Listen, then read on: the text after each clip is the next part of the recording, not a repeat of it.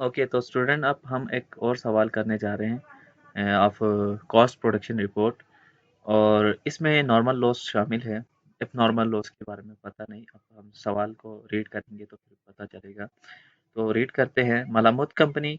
Malamuth company uses process costing.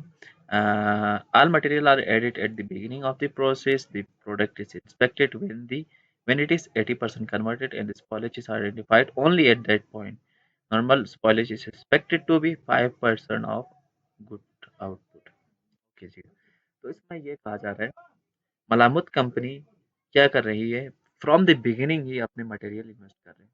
कुछ companies ऐसे होती है जो कि मटेरियल फ्रॉम द बिगिनिंग ही लगाते हैं, कुछ एट द एंड मटेरियल लगाते हैं, क्योंकि उनकी जो वे ऑफ वर्किंग है और उस डिपार्टमेंट की अपनी ही खसूसियत ये होती है कि उसमें मटेरियल एट द बिगिनिंग नहीं लगाया जा सकता, वरना तो हर कंपनी यही चाहती है कि एट द बिगिनिंग ही अपने मटेरियल लगाए। लेकिन उनकी वे ऑफ वर्किंग और उनकी खसूसियत ही ऐसी होती है उस डिपार्टमेंट की या उस कंपनी की कि मटेरियल लास्ट में लगाने होते हैं। जैसे मैं एक एग्जांपल देता हूँ, एक जाम मैन्युफैक्चरिंग कंपनी है, जेम बनाते हैं, ठीक है। तो जेम मैन्युफैक्चरिंग क्या करेगी, सबसे पहले उसकी ग्लास प्रिपेयर करेगी, ग्लास बनाएंगे, मैन्युफैक्चर करेंगे। या कोई भी प्लास्टिक का कोई बोतल बनानी हो जिसमें वो जेम लगाकर बेच सके, तो उसमें सबसे पहले उसके कवर्स यानी कि ग्लास या प्लास्टिक के बॉटल्स पहले मैन्युफैक्चर किए जाएंगे, फिर उसके बाद जेम को पैक करके फिर सेल करने के लिए मार्केट में बेचा जाएगा। तो इसमें मटेरियल एट द एंड लग रहा है, पहले बॉटल्स या ग्लास मैन्युफैक्चर किए जा रहे हैं और एट द एंड मटेरियल लग रहा है। अब कुछ कंपनीज ऐसे होती है जिनमें मटेरियल शुरू से ही लगाए जा सकते हैं, like if we talk about juice manufacturing company. तो जूस मैन्युफैक्चरिंग कंपनी में क्या होता है, उसमें भी बल्कि मेरे ख्याल से पहले उसके कवर्स कंस्ट्रक्ट किए जाते हैं, कवर्स मैन्युफैक्चर किए जाते हैं और फिर उसके बाद उस पर जूस अंदर अम, डाल के उसे फिर पैक करके सेल किया जाता है। ये भी इसमें भी मटेरियल एट द एंड लग रहा है। लेकिन कुछ हो सकती है, कुछ कंपनीज में मेरे जहन में याद नहीं आ रही, आप कुछ सोच सकते हैं। कुछ कंपनीज होती हैं जो कि फ्रॉम द बिगिनिंग ही अपने मटेरियल भी लगाते हैं, लेबर भी उस पे काम कर रहे होते हैं और फैक्ट्री ओवरहेड्स लग रहे होते हैं और सारा कुछ एक साथ चल रहा होता है। तो ये मालामुत जो कंपनी है, इसमें भी ऐसा ही हो रहा है कि मटेरियल फ्रॉम द बिगिनिंग ही लग रहा है और उसके बाद इन्होंने एक इंस्पेक्शन की है जब 80% कन्वर्जन कॉस्ट लग चुकी थी। तो उस टाइम पे जब इन्होंने इंस्पेक्शन किया तो इन्हें पता चला कि जो नॉर्मल लॉस है वो उस टाइम पे at that point when when the raw material was 80% completed, उन उस वक्त उनको पता चला कि नॉर्मल लॉस उनकी 5% ऑफ आउटपुट है। जितने यूनिट प्रोड्यूस हो रहे हैं उसका 5% इनका नॉर्मल लॉस है। नॉर्मल लॉस को मैंने आपको पहले भी कई वीडियोस में बताया। नॉर्मल लॉस वो लॉस है जो कि अनकंट्रोलेबल होती है, ठीक है। ये किसी न किसी तरीके से हो जाती है। लाइक अगर कोई ऑयल मैन्युफैक्चरिंग कंपनी है तो वहाँ पे ऑयल की इवापोरेशन हो सकती है, ठीक है, ड्यूरिंग रिफाइनिंग, वो अनकंट्रोलेबल है। लेकिन एबनॉर्मल लॉस कंट्रोल किया जा सकता है, वो हमारी अपनी गलतियों की वजह से, कंपनी के स्टैंडर्ड्स को के लेक होने की वजह से, अकॉर्डिंगली ना करने की वजह से लेक होता है, वो लॉस होता है। तो इससे हम बचा सकते हैं, लेकिन नॉर्मल लॉस से हम नहीं बचा सकते। तो क्या हुआ कि ड्यूरिंग मार्च मार्च में हमने 10,500 यूनिट्स प्रोसेस में डाले हैं, ठीक है। और इस पर मजीद कॉस्ट इनकर की है, in the form of material, in the form of labour, in the form of factory overheads. ये यूनिट्स हमने रिसीव किए हैं। ये कोई आउटसाइडर भी हो सकता है, ये कोई इनका डिपार्टमेंट भी हो सकता है, लेकिन यहाँ पे डिपार्टमेंट का जिक्र नहीं लाया। यानी कि आउटसाइडर या किसी मार्केट से ही हमने लाए हैं कुछ यूनिट्स, 10,500 यूनिट्स, और इन पर मजीद कॉस्ट हमने इनकर की है in the form of material, labour and factory overheads. इनकी कॉस्ट हमने यहाँ पर दी गई है, ठीक है। और फिर इसके बाद क्या हुआ कि 3,000 यूनिट्स आखिर में बच गए हमारे पास। ये फिनिश गुड्स में कन्वर्ट नहीं हुए। अभी इन पर काम हो रहा था, मुकम्मल काम नहीं हो चुका था, जिसकी वजह से ये वर्क इन प्रोसेस में ठहर गए और बाकी जो यूनिट्स थे वो शायद मेरे ख्याल से आउटपुट में कन्वर्ट हो गए हैं या फिनिश गुड्स में कन्वर्ट हो गए हैं। And were estimated to be 90% complete. 90% complete हो गए थे, कन्वर्जन कॉस्ट लग चुकी थी। अब इसमें मटेरियल भी लगेगा। क्यों? क्योंकि मटेरियल हमने बिगिनिंग से ही लगाना शुरू किया था। तो मटेरियल भी 90% लगा होगा और कन्वर्जन कॉस्ट भी 90% लगी होगी। तो ये हुआ है। इसके बाद spoilage was normal, all spoilage was normal. ये क्या बोल रहे हैं, ऊपर बोल रहे हैं spoil normal spoilage is expected to be 5% of good output, और नीचे बोला जा रहा है all spoilage was normal. Okay, ये जो तमाम बाकी जो तमाम यूनिट्स बचे थे वो तमाम की तमाम क्या है, नॉर्मल स्पॉइलेज, कोई अब नॉर्मल स्पॉइलेज नहीं हुई है। A total of 7,000 units were transferred to finished goods. अब 7,000 प्लस 33,000 यूनिट्स करें 10,000 हो गए, तो बाकी जो यूनिट्स बचते हैं वो सारे नॉर्मल लॉस होंगे हमारे। तो बिना किसी वक्त के ज़ाया किए हुए हम शुरू करते हैं भाई कॉस्ट प्रोडक्शन रिपोर्ट को तैयार करना। ओके, तो सबसे पहले हम देखते हैं मलामत कंपनी। हम यहाँ लिखते हैं मलामत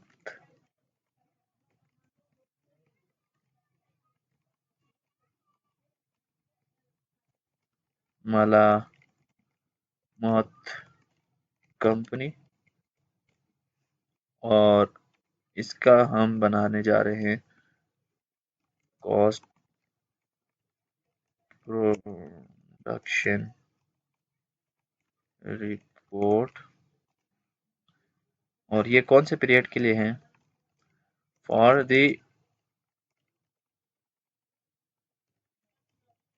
पीरियड ऑफ मार्च। ठीक है, मार्च के पीरियड के लिए हम बना रहे हैं। सबसे पहले बनाया जाता है क्वांटिटी स्केजुअल। ये फॉर्मेटिंग आपने याद रखनी है कि सबसे पहले क्या आता है फिर क्या आता है। ठीक है, तो और उन स्पेसिफिक पैराग्राफ्स में उन स्पेसिफिक फॉर्मेट्स में कौन कौन सी एंट्रीज पास होंगी, ये तमाम चीज़ें आपने याद रखनी है। सबसे पहले क्वांटिटी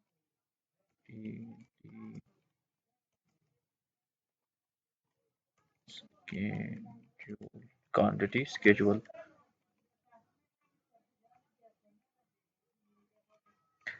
इसको बोल्ड करते हैं जी। और क्वांटिटी स्केड्यूल में हमने कितने यूनिट्स रिसीव किए हैं फ्रॉम द आउटसाइडर्स या किसी सेलर से, किसी सप्लायर से। तो यूनिट्स रिसीव्ड लिखते हैं, डायरेक्ट रिसीव्ड, कितने रिसीव किए हैं यहाँ पर लिखते हैं। हमने रिसीव किए हैं 10,500 यूनिट्स, 10,500 यूनिट्स। और कितने यूनिट्स हमने फिनिश गुड्स में कन्वर्ट किए हैं, units converted to finished goods. ये है भाई 3,000 यूनिट्स, और स्टिल इन प्रोसेस, और 7,000 units were transfer to finish goods, 7,000 units, 7,000 units. Okay, और units still in closing working, still in closing working process में कितने हैं, 3,000 यूनिट्स हैं। ओके, यहाँ पे एक गलती हुई है, इसको इस तरफ लाना होता है, दोनों साइड्स पे लिख कर पर हम फिर हम इसको इक्वल करते हैं, तो यहाँ पर 3,000 यूनिट्स, 10,000 यूनिट्स हो गए। ओके, 10,000 यूनिट्स हो गए। और फिर इसके बाद 5% ऑफ आउटपुट क्या है, normal spoilage is expected to be. तो यहाँ पर हमें बताया गया है, देखिए यहाँ पर आप देख सकते हैं ऑल स्पॉइलेज वाज नॉर्मल, क्योंकि तमाम स्पॉइलेज लास्ट में हमें बताया कि नॉर्मल है, ये नॉर्मल लॉस है। तो यहाँ पर हमें 5% ऑफ गुड आउटपुट मालूम करने की ज़रूरत नहीं है, क्योंकि इन्होंने बताया कि जितने भी बाकी यूनिट्स बच गए हैं क्लोजिंग और फिनिश गुड्स के बाद, जितने भी यूनिट्स बच गए हैं वो सारे क्या है हमारे पास, वो सारे नॉर्मल स्पॉइलेज है। तो 500 हमारे पास बच गए थे, तो ये सारे क्या हो गए, हमारे नॉर्मल स्पॉइलेज हो गए। ठीक है, इसके बाद हम इसको इक्वल करते हैं, इन सबको प्लस करते हैं, normal spoilage plus closing working process plus इनके यूनिट्स, यूनिट्स रिसीव्ड के यूनिट्स, ठीक है।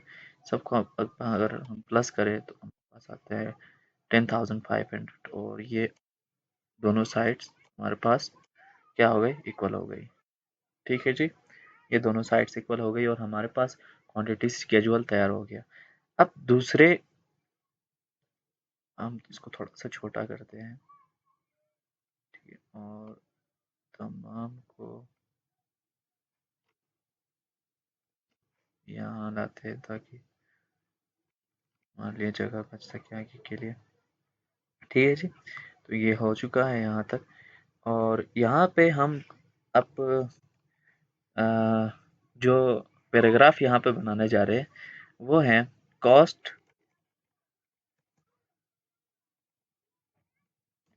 चार्ज टू द डिपार्टमेंट, यानी कि जो जिस डिपार्टमेंट में भी हम डील कर रहे हैं उस डिपार्टमेंट में मजीद कितनी कॉस्ट हमने इनकर की है in the form of material, labour and factory overheads, वो हम इसमें कैलकुलेट करेंगे। लेकिन इससे पहले जो यूनिट्स हमने रिसीव किए हैं उनकी कॉस्ट कितनी लगी है, क्या इसके बारे में बताया गया है? इसके बारे में बताया गया है। तो इसके बारे में हमने कहा यूनिट्स 10,500 यूनिट्स पर इन द प्रोसेस। ओके, ठीक है, यहाँ तक नहीं बताया गया, चले ठीक है। लेकिन यहाँ पे अगर होता तो फिर हम लिख लेते कॉस्ट, कॉस्ट क्या लिखेंगे, इन सी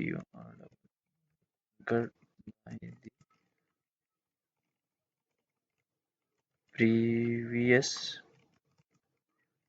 डिपार्टमेंट, ठीक है।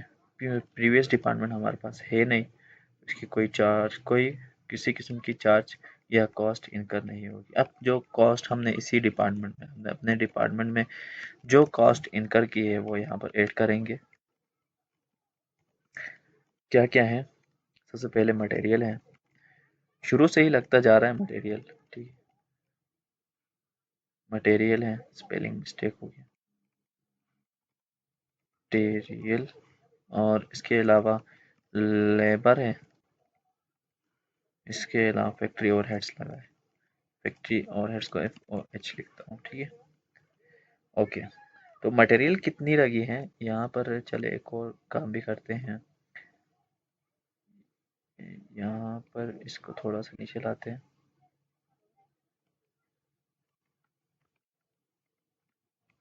थोड़ा नीचे लाते हैं, यहाँ पर लिखते हैं टोटल कॉस्ट, यहाँ पे पर यूनिट कॉस्ट, ठीक है। और यहाँ पर, ठीक है, ये हो गया। और कॉस्ट एडेड मटेरियल कितना, हमें बताया गया था कि मटेरियल टोटल कॉस्ट क्या है, कितनी मटेरियल हमने, कितने की मटेरियल हमने अपने डिपार्टमेंट में इन्वेस्ट किया है, तो वो हम यहाँ पे लिखते हैं 52,500, ठीक है। और लेबर 39,770, और इसी तरह फैक्ट्री ओवरहेड्स 31,525, ठीक है। यहाँ पे हम कैलकुलेशन करते हैं, ठीक है। मटेरियल चूंकि बिगिनिंग से ही लग रहा है, तो बिगिनिंग से ही लग रहा है तो कितने यूनिट्स पे लग रहा है, 10,500 यूनिट्स पे लग रहा है, ठीक है। अब इनमें शुरू से ही हमें पता चला कि 500 यूनिट्स, 500 यूनिट्स तो हमारे क्या है, ये नॉर्मल लॉस है, शुरू में ही लॉस हो गया हमारे, तो इन पर मजीद मटेरियल नहीं लगेगा। तो बाकी जो फिनिश यूनिट्स हैं उन पे लगेगा, और इसी तरह unit still in closing working in process in पे लगेगा। तो मटेरियल मैं लिख सकता हूँ यहाँ पे 7,000, ये तो फिनिश गुड्स है, इन पे पूरा पूरा मटेरियल लगा होगा, प्लस बाकी जो 3,000 working closing working in process वाले यूनिट्स हैं इन पर कितना लगा होगा। इन पर हमने कहा कि हमने एस्टिमेट किया at the end of March you are estimated to be 90% completed, यानी कि ये 90% अगर कंप्लीट हुए हैं तो इन पर कितनी कितनी आई होगी मटेरियल की cost 90%, 33,000 units multiply bye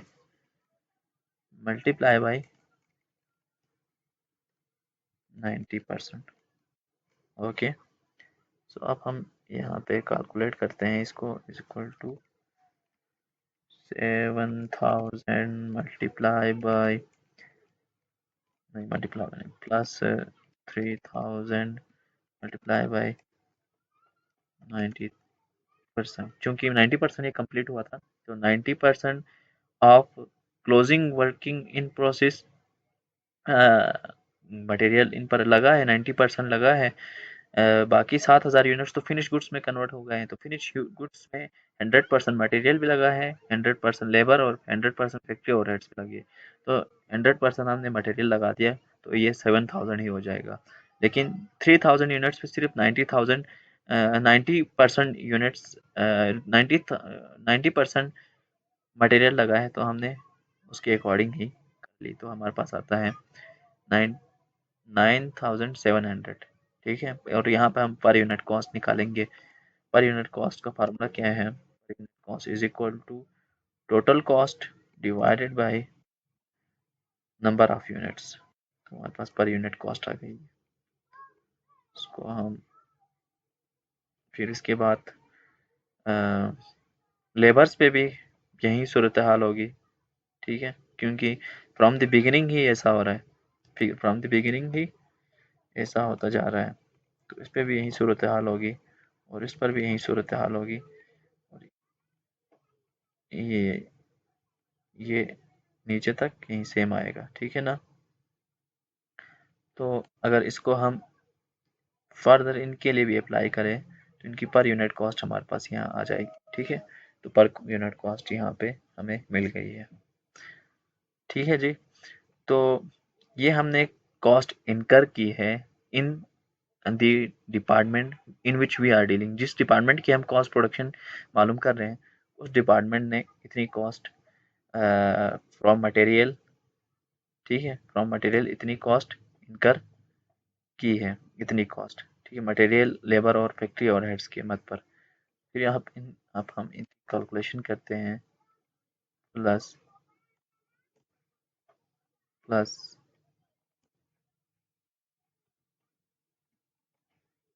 plus इन सबको प्लस करें तो ये जो टोटल मटेरियल लेबर और फैक्ट्री और हेड्स की फॉर्म में हमने इस डिपार्टमेंट में इन्वेस्टमेंट की है वो ये है, वो अमाउंट ये है 1,23,795 और इनकी पर यूनिट कॉस्ट होगी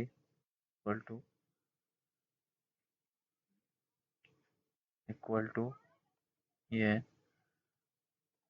प्लस ये प्लस ये 12.76 पर यूनिट कॉस्ट आ रही है इनकी। ठीक है, ओवरऑल। तो अब हम यही आगे अप्लाई करते हैं। ठीक है, कॉस्ट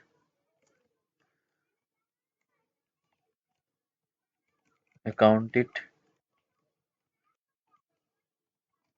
फॉर, ठीक है,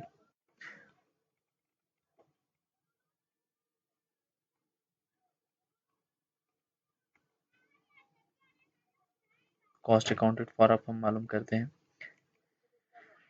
कॉस्ट अकाउंटेड फॉर में सबसे पहले हम मालूम करते हैं कि जो फिनिश गुड्स हमने प्रोड्यूस किए हैं उनकी ओवरऑल कॉस्ट कितने लगेगी, क्योंकि उसमें 100% मटेरियल लेबर और फैक्ट्री ओवरहेड्स सब कुछ 100% लगे हैं। तो फिनिश गुड्स में जब कन्वर्ट हो गए तो उनकी कॉस्ट कितनी लग गई?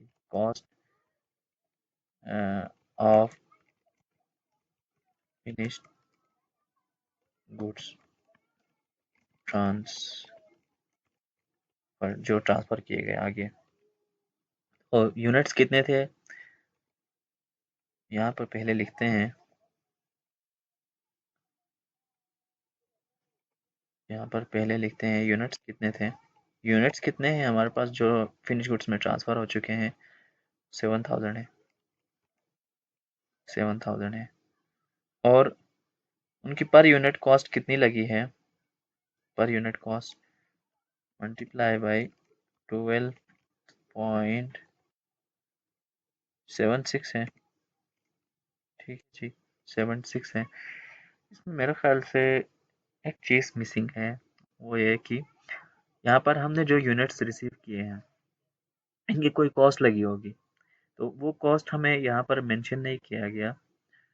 तो वो कॉस्ट मेंशन होनी चाहिए थी मेरे ख्याल से। All materials are at the beginning of the process the product. Okay, नहीं है, चलो ठीक है, हम देखते हैं।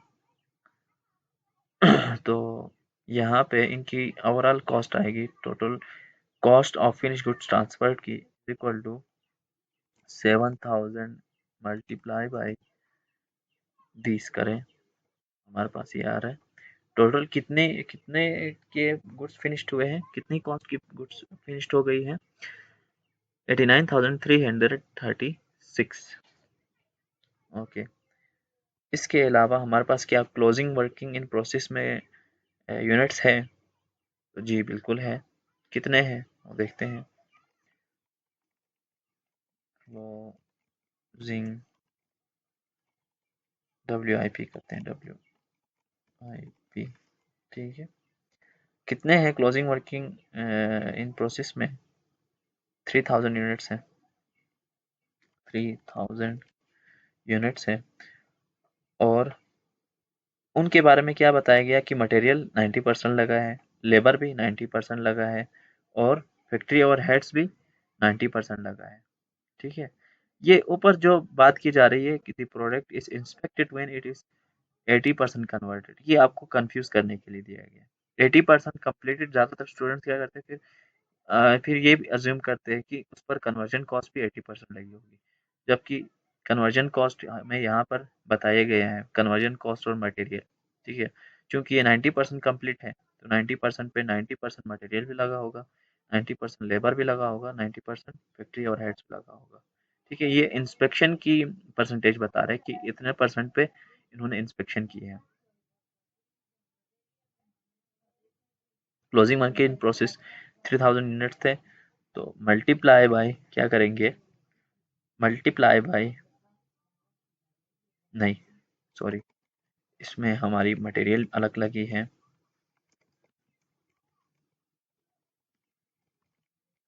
मटेरियल अलग लगी है, और लेबर अलग लगी है, और इसके अलावा फैक्ट्री ओवरहेड्स अलग लगे हैं।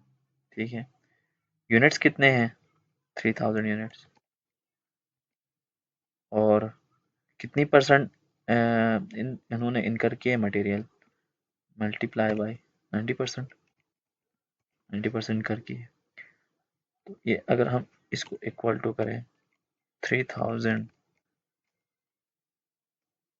Multiply by 90% percent equal to, तो ये तीनों के लिए ही सेम रहेगा। ठीक है, तीनों के लिए ये सेम रहेगा।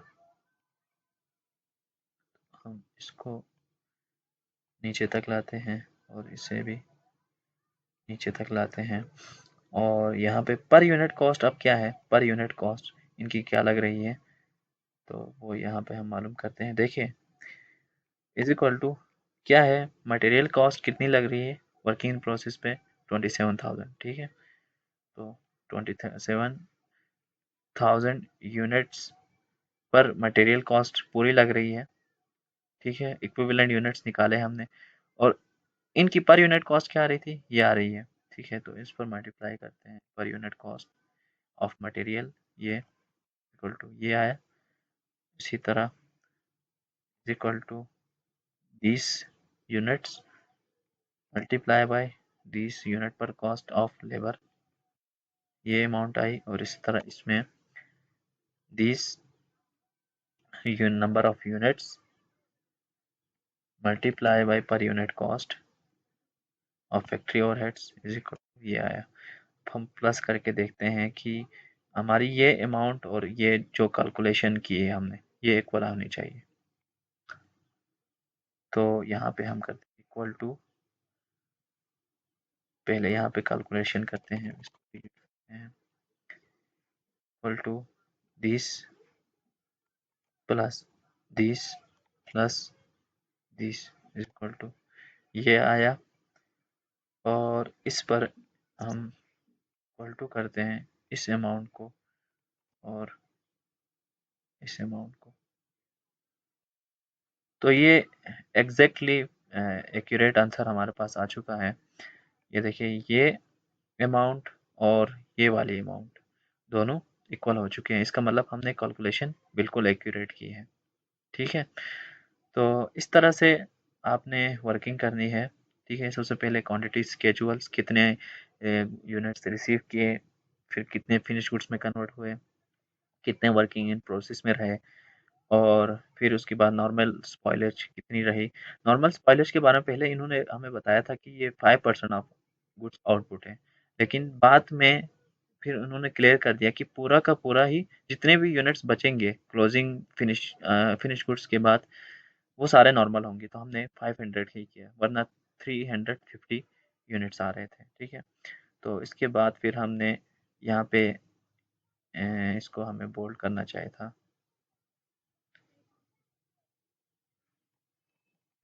बोल्ड करते हैं, इसको बोल्ड करना चाहिए था। यहाँ पे हमने 3 पैराग्राफ्स बनाए, एक यूनिट क्वांटिटी स्केजुअल, और फिर cost charge to the department, और फिर कॉस्ट अकाउंटेड फॉर। और कॉस्ट अकाउंटेड फॉर और cost charge to the department ये दोनों इक्वल होने चाहिए, तो फिर हमें पता होगा, फिर हम ये अज्यूम कर सकते हैं कि हमने जो कैलकुलेशन की है वो बिल्कुल एक्यूरेट हो गई है। तो अब हम वीडियो फिनिश करते हैं।